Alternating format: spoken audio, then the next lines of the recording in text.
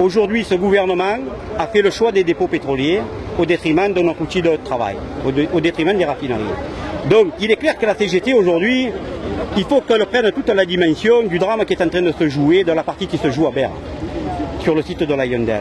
On ne laissera pas faire le n'importe quoi, on ne laissera pas faire le démantèlement de notre industrie, aussi bien en PACA que sur le territoire national. Et aujourd'hui, on est convaincu de ce qu'on affirme, que notre raffinage et que nos industries chimiques ont un avenir réel dans ce pays. L'exemple de la Hyundai, c'est une attaque aujourd'hui, un message qui est passé sur l'activité chimique. Pourquoi? Parce que la raffinerie de la Hyundai n'est pas positionnée sur le marché des essences et encore moins du gasoil.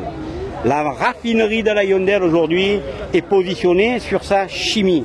Elle alimente exclusivement sa chimie.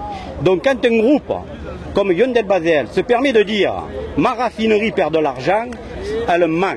Sa raffinerie ne perd pas de l'argent parce qu'elle contribue au bénéfice net sur un site comme Hyundai Basel à hauteur de 55 millions sur l'année et l'exercice qui va s'achever. Donc on voit très bien qu'aujourd'hui on saucissonne et on arrête une activité tout simplement parce qu'il y a des choix importants dans ce pays qui ont été faits, des choix politiques de mettre à mal notre industrie et à moyen terme de la réduire à sa plus simple expression et surtout activité.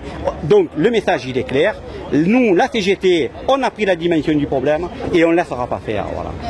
Donc c'est pour vous, ce qui se passe à Hyundai Basel, c'est la preuve que même s'il y a des investissements, comme c'est le cas à Ineos, avec PetroChina, l'arrivée de 2 nouveaux réacteurs, ça ne veut pas forcément dire que le site est pérenne.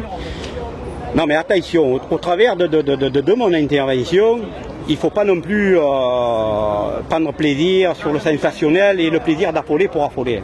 Ce qui se passe à Ineos, nous on le dit de façon très forte, on aurait souhaité que ça se passe aussi à Hyundai Basel. Le site de Ineos a un partenariat aujourd'hui avec un acteur principal sur l'échiquier mondial qui s'appelle PetroChina. On s'en félicite, et je le dis encore une fois et je le redis, parce qu'autrement, pour nous, on serait gravement en danger. Mais croire qu'on est totalement sécurisé, c'est aussi à un moment donné faire attention.